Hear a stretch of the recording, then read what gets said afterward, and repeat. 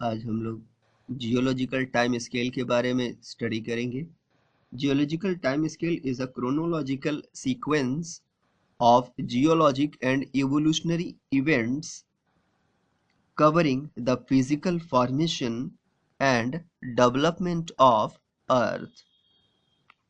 तो पृथ्वी के निर्माण से लेकर के अब तक यानी लगभग 5 अरब साल से लेकर के अब तक जो भी घटनाएं कालक्रम में घटित हुई हैं उनको वैज्ञानिकों ने सुविधा अनुसार अध्ययन करने के लिए अलग अलग हिस्सों में बांटा है और इसी को जियोलॉजिकल टाइम स्केल कहा जाता है।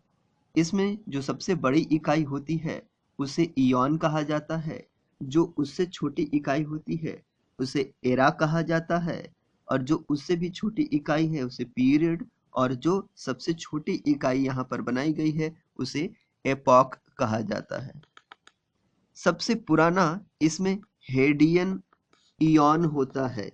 हेडियन ईयॉन 4600 मिलियन वर्ष पूर्व यानी लगभग 5 अरब वर्ष पुराना है और इसमें जीवन के कोई लक्षण नहीं मिलते हैं। नो फॉसिल सर्वाइव, क्योंकि इस समय पृथ्वी का तापमान सूर्य के तापमान के आसपास था, इसीलिए जीवन का कोई लक्षण यहाँ से प्राप्त नहीं होता है।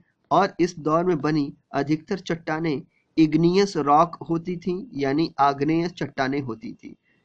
इसके बाद आर्कियन इयॉन आता है जिसमें आर्कियोजोइक नाम का एरा होता है। यहाँ पे पहली बार एक कोशिकीय जीव वन सेल्ड ऑर्गेनिज्म बना होगा और इनको स्ट्रोमेटोलाइट्स का नाम दिया गया। सेडिमेंट्री रॉक के निक्षेपों में यानी सेडिमेंट्री रॉक के लेयर्स में इनका फॉसिल प्राप्त हुआ। फिर प्रोटेरोजोइक प्रोटेरोजोइक जो इयॉन है उसमें सिर्फ एक ही एरा होती है, प्रोटेरोजोइक एरा। उस प्रोटेरोजोइक एरा में अब कॉम्प्लेक्सिटी हो रही है और इसको प्रोटेरोजोइक एरा को the cradle of ancient life कहा जाता है, यानी पुराने जीवन का उद्भव या सबसे सही स्थान।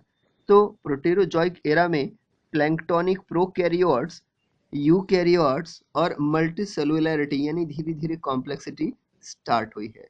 इसके बाद जो सबसे न्यू इयॉन है उसको फिनेरोजोइक इयॉन कहा जाता है, जिसके 3 एरा हैं। पहला पेलियोजोइक एरा, दूसरा मेसोजोइक एरा और सबसे जो नया बना हुआ है वो है सीनोजोइक एरा।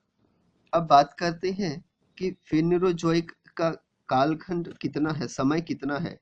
तो 650 मिलियन ईयर से लेकर के अब तक जो वर्तमान में चल रहा है ये सब फिनेरोजोइक इयॉन में आता है। अब बात करते हैं पेलियोजोइक एरा की। तो पेलियोजोइक एरा 650 से लेके 248 मिलियन वर्ष तक माना जाता है। पेलियोजोइक का सबसे पुराना जो पीरियड है उसे वेंडियन कहा जाता है, जो 650 मिलियन से 454 मिलियन वर्ष माना जाता है। इसमें सॉफ्ट बॉडीड फाउनास की उत्पत्ति हुई थी। फिर इसके बाद कैम्ब्रियन पीरियड आता है और इसमें ट्राइलोबाइट्स अर्थ पर डोमिनेंट हो गए थे यानी पूरी तरह से छा गए थे। फिर ओर्डोविशियन पीरियड आता है जो 505 मिलियन ईयर्स से लेके 438 मिलियन ईयर्स तक है and it is the age of invertebrates. Ordovician में ही पहला लैंड प्लांट इवॉल्व हुआ था। इसके बाद सिल्यूरियन पीरियड आता है। सिल्यूरियन पीरियड 438 से 410 और इसके बाद डेवोनियन 410 से 360। इन दोनों के जंक्शन पे यानी दोनों जहां पर शुरू होते हैं लगभग 420 उसके एज मिलियन ईयर्स के आसपास मछलियों का युग था, एज ऑफ फिशेस। डेवोनियन में पहला एम्फीबियन इवॉल्व हुआ था यानी उत्पन्न हुआ था। फिर इसके बाद मिसिसिपियन और पेंसिल्वेनियन आता है युग, इसको कार्बोनिफेरस कहा जाता है। कार्बोनिफेरस इन दोनों को इसलिए कहा जाता है कि इस युग की चट्टानों में सबसे ज्यादा ऑर्गेनिक डिपोजिशन देखने को मिलता है, यानी जो कोयला इत्यादि का डिपोजिशन है। इससे पता चलता है कि इस समय तक बहुत सारे एनिमल्स और प्लांट्स बन चुके थे। इनको एज ऑफ एम्फीबियन भी कहा जाता है। एंड फर्स्ट रेप्टाइल, इसी युग में पेंसिल्वेनियन के आसपास first reptile and cockroach appears दिखे थे।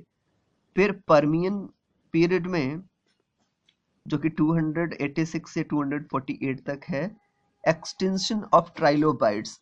See here the extension of trilobites. Extension का मतलब यहाँ पर ट्राइलोबाइट्स पूरी तरह से समाप्त हो चुके थे, इसको बोलते हैं फर्स्ट मास एक्सटेंशन। तो ये पर्मियन पीरियड में हुआ था। इसके बाद मीजोजोइक एरा स्टार्ट होता है। मीजोजोइक एरा 248 मिलियन ईयर से 65 मिलियन ईयर तक माना जाता है। इसमें ट्राइएजिक पहला पीरियड आता है। ट्राइएजिक में फर्स्ट मैमल इवॉल्व हुआ था। इसके बाद जुरासिक पीरियड 208 मिलियन ईयर से स्टार्ट होता है 145 मिलियन ईयर तक। इनको एज ऑफ रेप्टाइल कहा जाता है और इसी में पहली बर्ड भी इवॉल्व हुई थी। एज ऑफ रेप्टाइल में डायनासोर की कहानी सुनी होगी सबने। डायनासोर्स पूरी पृथ्वी पर छा गए थे और अर्थ के बॉस हो गए थे।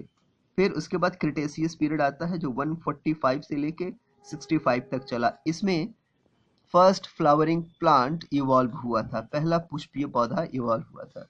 फिर इसके बाद सीनोजोइक एरा आता है।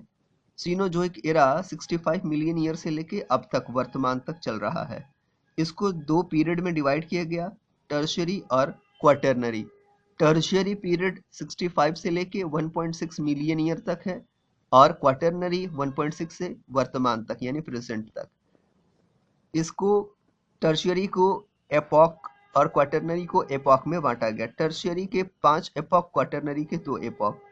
तो टर्शियरी के एपॉक, पहला एपॉक जो सबसे पुराना है वो है पेलियोसीन, जो कि 65 मिलियन ईयर से 55 मिलियन ईयर तक है। और यहाँ पे एक्सटेंशन जो घटना क्रमित हुई है वो है एक्सटेंशन ऑफ डायनासोर, यानी सेकेंड मास एक्सटेंशन। तो अब तक पृथ्वी में कुल 2 मास एक्सटेंशन हो चुके हैं। पहला था ट्राइलोबाइट्स का एक्सटेंशन और एक्सटेंशन ऑफ ट्राइलोबाइट्स जो पर्मियन में हुआ था, और दिन टर्शियरी के प्लीयोसीन में एक्सटेंशन ऑफ डायनासोर। तो 2 बार मास एक्सटेंशन हो चुका है। वैज्ञानिकों की माने तो तीसरे मास एक्सटेंशन का समय बहुत दूर नहीं है, नजदीक ही है। इसके बाद ईओसीन 55, उसके बाद ओलिगोसीन 33.7 से 23.8, और ये एज ऑफ मैमल्स कहे जाते हैं, यानी अब पृथ्वी पे मैमल्स का राज होने लगा है। देन मियोसीन 23.8 से 5.3, देन प्लियोसीन 5.3 से 1.6, और प्लियोसीन में अर्लीस्ट होमोनिड्स का इवोल्यूशन हुआ।